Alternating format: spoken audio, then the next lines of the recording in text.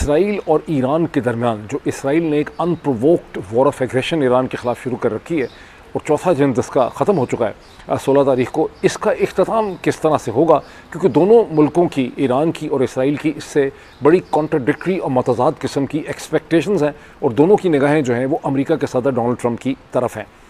इसमें जहन में रखना बहुत ज़रूरी है जब हम इस एनालिसिस की तरफ जाएँ कि जो ज़ायनिस्ट लॉबी है उसका अमेरिका और मगरब और यूरोप की तमाम तर जो सियासत है उसके ऊपर उनकी मुकम्मल ग्रिप उनको हासिल है, स्ट्रेंगुलेशन कंट्रोल उनको हासिल है। और यहाँ की पॉलिटिकल एलीट जो कुछ भी कहती है वो ज़ायनिस्ट लॉबी को नाराज़ जो है वो बिल्कुल नहीं कर सकती। अब समझेंगे ज़ायनिस्ट लॉबी ही कंट्रोल करती है अमेरिका को और यूरोप की तमाम तर पॉलिटिक्स को।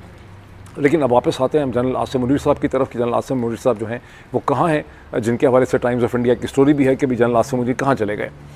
अच्छा, पाकिस्तान के अखबारात में जैसे मैंने कहा कोई जिक्र तो है नहीं, ताहम कोई मेरा ख्याल है 24 घंटे जो गुजरे हैं उसमें पाकिस्तान का जो बड़ा टेलीविज़न चैनल ग्रुप है जियो न्यूज़ जंग, उसकी इंग्लिश की वेबसाइट पे एक दो रिपोर्टर्स की एक स्टोरी है जो ये कहती है कि न्यूयॉर्क के जो टाइम्स स्क्वायर है वहाँ के बिल बोर्ड्स पे ऐसी वीडियोस लगी हुई हैं जहाँ पाकिस्तान के army chief field marshal general Asim Munir साहब जो हैं उन्हें वेलकम किया जा रहा है, खुशामदीद किया जा रहा है। उनकी अमेरिकन सेनेटर्स के साथ जो मुलाकातों की वो पुरानी है, मेरा ख्याल है कोई उनकी वीडियोस वगैरह जो हैं वो भी वहाँ पे शेयर की जा रही हैं, पता नहीं पुरानी है ही नहीं है। और उनका कहना ये है कि उन्हें अमेरिका की टॉप मिलिट्री लीडरशिप ने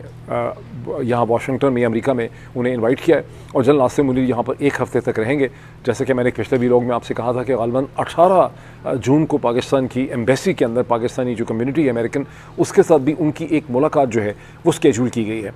अच्छा, अब जियो का दावा तो ये है कि ये जो बिल बोर्ड्स पे उनको वेलकम किया जा रहा है, ये लोकल न्यूयॉर्क की लोकल एडमिनिस्ट्रेशन जो है ये उनके लिए इश्तिहारात चला रही है। मेरा ख्याल है ये थोड़ा सा जियो ने ज़्यादा मेहरबानी कर दी है जनरल आसिम मुनीर साहब पे। ज़्यादा चांसेस और प्रोबेबिलिटीज़ की ये है कि पाकिस्तानी कम्युनिटी ने ये ख़र्चा किया होगा और ये जो बिल बोर्ड्स हैं जिसका जिक्र किया गया है टाइम स्क्वायर में, ये इश्तिहारात के बिल बोर्ड्स होते हैं, इसमें कोई भी इश्तिहार दे सकता है। तो ज़्यादा प्रोबेबिलिटी है कि कोई पाकिस्तानी ग्रुप या कंपनी ने काउंसलेट या एम्बेसी के कहने पर ये इश्तिहारात दिए होंगे। And apparently according to Geo News ये इश्तिहारात जो हैं ये 1 हफ़्ते तक चलते रहेंगे। And as per my humble analysis इसका मतलब है कि खासा ख़र्चा किया जा रहा है। उनको पता है कि हर शाम को जो टाइम स्क्वायर के बिल बोर्ड्स होते हैं उसको बहुत टूरिस्ट यहाँ पर होते हैं, तो उनको एक विजिबिलिटी जो है जनरल आसिम मुनीर साहब को यहाँ पर दिलवाई जा रही है। जो सोर्सेस ने मुझे 24 घंटे पहले ये दावा किया था कि जनरल आसिम मुनीर साहब की फील्ड मार्शल साहब की शायद डोनाल्ड ट्रंप के साथ भी मुलाकात होगी, वही सोर्सेज अब कहते हैं कि नहीं, डोनाल्ड ट्रंप के साथ मुलाकात अब तो या तो नहीं हो रही है या कैंसिल हो गई है। तो हम 16 तारीख का दिन ख़त्म हो गया है। अमेरिका के सेक्रेटरी ऑफ स्टेट जो नेशनल सिक्योरिटी एडवाइज़र का एडिशनल चार्ज रखते हैं जनाब मार्को रूबियो, उनके साथ जनरल आसिम मुनीर साहब की मुलाकात थी। अब वो मुलाकात हमें नहीं पता कि हुई और उसमें क्या बात हुई, लेकिन जो तवक्को था कि उसका जो एक एजेंडा है उसमें चीन है, उसमें अफ़गानिस्तान है, ख़ित्ते के हालात हैं, अमेरिका और पाकिस्तान के रिलेशनशिप हैं, उसके अलावा पाकिस्तान की डोमेस्टिक पॉलिटिक्स भी है, जहां अमेरिका की तरफ से इस ख्वाहिश का इजहार किया जाएगा कि अमेरिका यह चाहता है कि पाकिस्तान की डोमेस्टिक पॉलिटिक्स के अंदर डेमोक्रेटिक सिचुएशन जो है उसको इम्प्रूव किया जाए। इमरान खान और बाकी, अब ये हम नहीं कह सकते इसके बारे में, लेकिन ये कि पाकिस्तान की पॉलिटिक्स जो है उसके हवाले से भी बात जो है वो होगी। अच्छा, अब ये एक अनडिनाइबल फैक्ट है कि इस वक्त जो 4 दिन की हिंदुस्तान पाकिस्तान की जंग हुई है उसके बाद ट्रंप एडमिनिस्ट्रेशन ने जनरल आसिम मुनीर को अपने एक इम्पोर्टेंट और अहम डिसीजन मेकर की हैसियत से देखा है, जिनके ऊपर वो रिलाय करते हैं इस खत्ते के अंदर फॉर वेरियस रीजंस, जिसका हम जिक्र करते रहते हैं। ये कोई बहुत ज़्यादा परेशानी की बात नहीं है पाकिस्तान की डेमोक्रेसी के पॉइंट ऑफ व्यू से, बिकॉज जनरल मुशर्रफ के साथ भी अमेरिका की इंतज़ामिया का और एडमिनिस्ट्रेशन और वाइट हाउस का बहुत रिलेशनशिप था। जब आपका एक रिलेशनशिप ऑफ ट्रस्ट होता है तभी आप किसी मुल्क की डोमेस्टिक पॉलिटिक्स के ऊपर अपनी रिकमेंडेशन, सजेशंस और प्रेशर जो है वो दे सकते हैं। तो ये नेसेसरली एक नेगेटिव चीज़ नहीं है, ये डिपेंड करता है कि दोनों साइड इसको किस तरह से लेकर चलेंगे। और ये भी बड़ा ज़रूरी है। देखिए, लॉजिकल बात यह है कि इस स्टेज पे जहाँ पे हम आ चुके हैं, इस नहज पे, इमरान खान की पहली तो बात है कि इमरान खान की रिहाई जो है तभी मुमकिन हो सकेगी अगर इमरान खान, पाकिस्तान तहरीक इंसाफ और जनरल आसिम मुनीर जो हैं उनकी टीम के दरमियान कुछ ना कुछ एक कॉमन डिनोमिनेटर या कोई बेयर मिनिमम एजेंडे के ऊपर एक इत्तफाक हो सके, जिसमें पहला गोल ये होना चाहिए कि इमरान खान को जेल से रिहाई मिले। और ज़ाहिर है वो तभी मिलेगी जब जनरल आसिम मुनीर उनकी टीम को लगेगा कि इमरान खान उनके इक़्तिदार को डायरेक्टली चैलेंज नहीं करेंगे और इमरान खान निकलेंगे, बाकी तमाम कैदियों को रिहाई मिलेगी, पॉलिटिकल प्रेजेंस रिहा होंगे और इमरान खान पाकिस्तान तहरीक इंसाफ की पॉलिटिकल रीऑर्गेनाइजेशन करेंगे और फिर उसके बाद बाकी चीज़ें जो हैं वो उस पॉइंट से आगे चल सकती हैं। इसका मतलब है कि कम से कम भी 18 महीने से 24 महीने तो एक पॉलिटिकल रीऑर्गेनाइजेशन के होंगे। ये मुझे प्योरली एनालिसिस से समझ आता है, आप लोग इसके ऊपर कमेंट भी कर सकते हैं, मैं I would like to read you comments about it. इस हवाले से ये तो मुझे खैर लॉजिकल ये समझ आता है। तो हम इन्हीं 24 घंटों में हम देखते हैं कि लाहौर के अंदर जो एक एंटी टेरर कोर्ट है, उसके जो एक जज साहब हैं बेचारे मजबूर, उन्होंने ये कहा है कि चूँकि इमरान खान ने polygraph test and photogrammetric test and voice samples अपने नहीं दिए हैं, इसलिए this is going to have negative consequences in bearing upon Imran Khan May 9 का जो केस है उसमें उनको नुकसान हो सकता है। बहरहाल ये जज साहब की बातें की कोई ख़ास इंपॉर्टेंस नहीं बनती है, बिकॉज अगर पॉलिटिकल डायनामिक्स चेंज हो जाते हैं, कोई एक अंडरस्टैंडिंग डेवलप कर जाती है दोनों साइड्स के दरम्यान में, तो फिर जज साहब के इन डिसीजंस की कोई इंपॉर्टेंस नहीं रहती है। जज साहब की डिसीजंस उसी वक्त तक इंपॉर्टेंट है जब जनरल आसिम मुनीर की टीम और इमरान खान के दरम्यान में किसी भी किस्म का ब्रेक थ्रू जो है वो नहीं हो सकता और उसकी अभी कोई खबर भी हमारे पास नहीं है। अब आएँ हम ईरान और इसराइल की तरफ, जहाँ पर चौथा दिन था जंग का 16 जून को, और दोनों साइड्स ने अपनी स्ट्राइक्स जो हैं वो जारी रखी। ताहम दोनों ही साइड्स की स्ट्राइक्स में वो शिद्दत नहीं थी जो सैटरडे और संडे को जो है वो देखी गई लेस इंटेंसिफाइड स्ट्राइक्स थी, जो बताते खुद एक पॉजिटिव फिनोमेना है।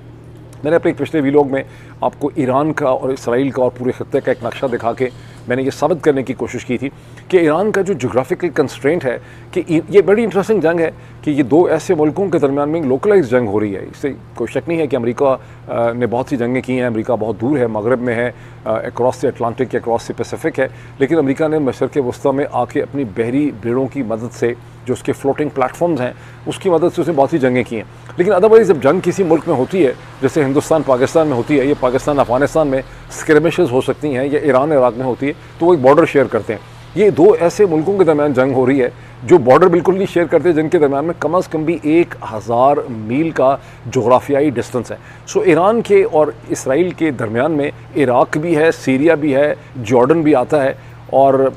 ईरान के जो बैलिस्टिक मिसाइल्स हैं उन्हें इसराइल को हिट करने के लिए उन्हें इराक के ऊपर से, सीरिया के ऊपर से और जॉर्डन के ऊपर से जाना पड़ता है। और अमेरिका की जो मुख्तलिफ फोर्सेस, बेसिस, एसेट्स हैं वो मसलसल, अमेरिका की सारी एयरफोर्स इसी चीज़ में लगी हुई है, बहरी बेड़े इस चीज़ में लगे हैं कि ईरान के बैलिस्टिक मिसाइल्स जो हैं उनको वो टारगेट करते हैं। सो अगर बेचारा ईरान 100 मिसाइल लॉन्च करता है तो उसमें से 10 से भी कम जो हैं बैलिस्टिक मिसाइल्स या जो हैं वो जाके इसराइल में किसी अहम ठिकाने के ऊपर हिट करते हैं, जैसा कि हाइफा की जो ऑयल रिफाइनरी को हफ्ते और संडे दिन मसलसल ईरानी बैलिस्टिक मिसाइल्स ने टारगेट किया, जिसके नतीजे में ये ऑयल रिफाइनरी जो है वो इस वक्त ऑपरेशनल जो है वो नहीं है। लेकिन इसका मतलब ये है कि ईरान का जो बैलिस्टिक मिसाइल्स का जो सप्लाई है, उसकी जो रिजर्व्स हैं या उसकी जो अवेलेबिलिटी है, उसके ऊपर बड़ा शदीद किस्म का प्रेशर है। वेस्टर्न सोर्सेज ये कैलकुलेट करते हैं कि ईरान के पास अंदाज़न 2000 से 3000 बैलिस्टिक मिसाइल्स थे, जिनमें से बहुत बड़ी इफेक्टिव तादाद जो है वो समझते हैं कि खर्च हो रही है। इसराइल की जो एयरफोर्स है और मिलिट्री है उसने ये दावा किया है कि अब तक तकरीबन एटलीस्ट 1/3, एक तिहाई जो हैं ईरान के मिसाइल्स को इसराइल जो है वो तबाह कर चुका हुआ है, उसकी बैटरी को तबाह कर चुका है, उसकी मैन्युफैक्चरिंग साइट्स को नाकारा बना चुका है। उनका इस वक्त गोल भी यही है कि ईरान की जो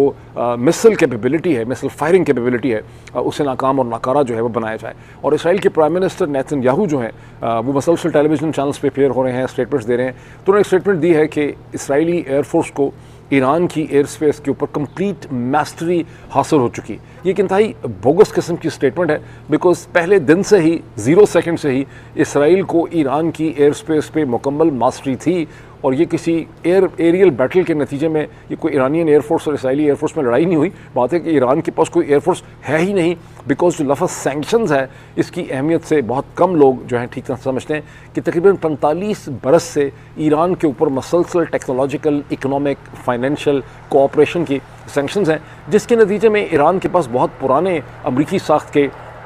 F4 फैंटम तैयारे हैं, कुछ उसके पास 1980s और अर्ली 90s के लिए वे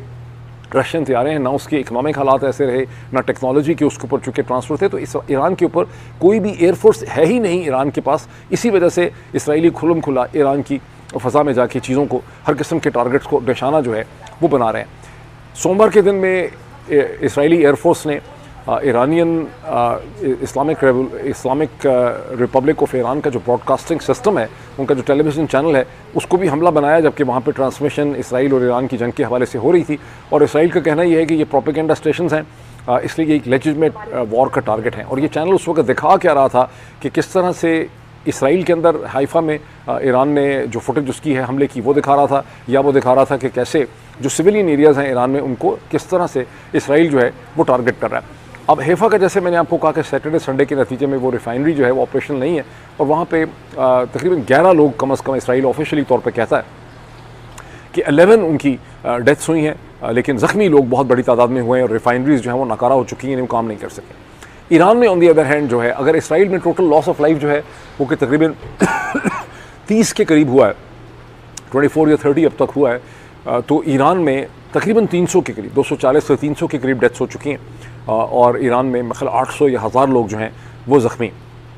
इस स्टेज के ऊपर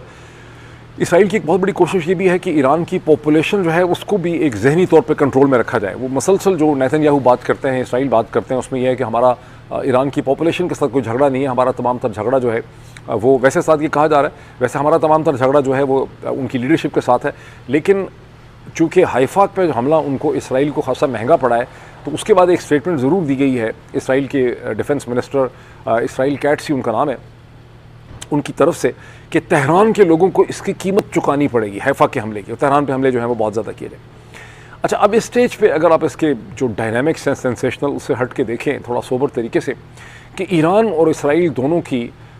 इस जंग से अपोजिंग एक्सपेक्टेशंस हैं, और दोनों की जो अपोजिंग और मतज़ाद एक्सपेक्टेशंस हैं उनका ताल्लुक अमेरिका के सदर डोनाल्ड ट्रंप के साथ है। दोनों की होप्स बड़ी डिफरेंट है। G7 के समिट में पार्टिसिपेट करते हुए, जहां पर डोनाल्ड ट्रंप ने पहले लोगों को ये अश्योर कर दिया था कि बहुत जल्दी वो जंग ख़त्म करवा देंगे हमेशा की तरह, वहाँ पर उन्होंने बड़ी फ्रस्ट्रेशन का इजहार किया। उन्होंने कहा कि Iran is in touch and Iran wants the war to end, लेकिन मैं ईरान को कहता हूँ कि तुम फौरी तौर पे जंग को ख़त्म कर दो, and you should and the war. उसके बाद वो अपनी रेंटिंग में चले जाते हैं कि मैं तो 60 दिन मैंने दिए थे और 61 दिन हो गए। हालांकि वो गलत कहते हैं। इसराइल ने उनकी दिया हुआ जो अल्टीमेटम था 15 अप्रैल, 15 मई, 15 जून, उसके 60 दिन होने से पहले ही 58th डे पे ही 13 तारीख को ही जो है इसराइल ने ईरान के ऊपर हमला कर दिया। लेकिन for some reasons Donald Trump ने अपनी कैलकुलेशन में उसको डे 61 जो है वो रखा हुआ है। अब ट्रंप जो है वो जो कह तो रहे हैं कि ईरान जंग को ख़त्म कर दे, लेकिन असल चैलेंज इस जंग को ख़त्म करने में ईरान है ही नहीं, बिकॉज ईरान ने ये जंग शुरू ही नहीं की। ईरान तो अमेरिका के साथ अपनी नेगोशिएशन में राउंड टेबल के ऊपर बैठा हुआ था, जिसमें रोम में, ओमान और मस्कत में ये नेगोशिएशन हो रही थी, जिससे आप सब वाकिफ़ हैं। तो ईरान के पास इस जंग का ख़त्म करने का हल जो है वो नहीं है। लेकिन जो ज़ायनिस्ट लॉबी है, जैसे कि मैंने आउटसेट में कहा था कि ज़ायनिस्ट लॉबी का जो कंट्रोल है अमेरिका की पॉलिटिक्स के ऊपर, पॉलिटिशियंस पे, पूरे सिस्टम पे, और यूरोप के पूरे सिस्टम पे, अगर आप बरतानिया, जर्मनी, फ्रांस को देखें तो ये इतने डरे हुए हैं ज़ायनिस्ट लॉबी के, और इतने कंट्रोल में है। अगर आप पियर्स मॉर्गन के ही हालात देख लें, बेचारे पियर्स मॉर्गन के, तो आपको समझ आती है कि ये लोग ना तो ये मान ही नहीं सकते कि इस जंग का एग्रेसर कौन है। यानी एग्रेसर इसराइल है, इसराइल ने ये जंग शुरू की हुई है, विक्टिम ईरान है। ना ये विक्टिम को विक्टिम कह सकते हैं, ना ये एग्रेसर को एग्रेसर कह सकते हैं, ना ही ये इस हवाले से सच बोल सकते हैं। इनकी बहुत बड़ी लिमिटेशन है। लेकिन अरब सोर्सेज जो हैं, जिसमें सऊदी भी हैं, जिसमें ओमानी है, जिसमें मुत्तहिदा अरब अमारात और कतरी सोर्सेज हैं, उन्होंने खबर रसां एजेंसीज़ के साथ बात करते हैं, और इस पर पाकिस्तानी फॉरेन मिनिस्टर जनाब इसहाक डार साहब की आवाज़ इसी चीज़ में है। वो भी यही कहते हैं कि ईरान ने इन तमाम ममालिक को जिनके साथ वो इन टच है, उससे ये कन्वे किया है कि ईरान इस जंग को फौरी तौर पर ख़त्म करने को तैयार है अगर इसराइल अपने हमले रोके। इसराइल जैसे ही अपने हमले रोकेगा, ईरान भी अपने हमले रोक देगा। अब इसकी वजह क्या है कि इसराइल को, ईरान को ये क्यों, क्योंकि ईरान ने जंग शुरू नहीं की, और